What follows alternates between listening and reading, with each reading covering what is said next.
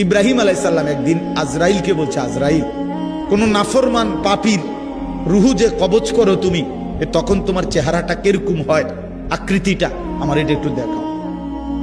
হযরত ইব্রাহিম আলাইহিস সালামকে আজরাইল বলছে, আল্লাহর কসম হে নবী, আপনি সহ্য করতে পারতেন না, আপনি এটা দেখতে চাইেন না। ইব্রাহিম আলাইহিস সালাম বললেন, না, আমার একটু হলেও দেখাও।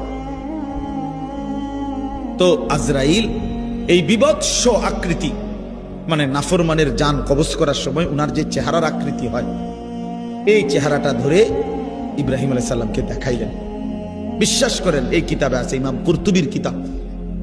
ইব্রাহিম আলাইহিস সালাম একটা চিৎকার মাইরা বেহুশ হয়ে গেছে।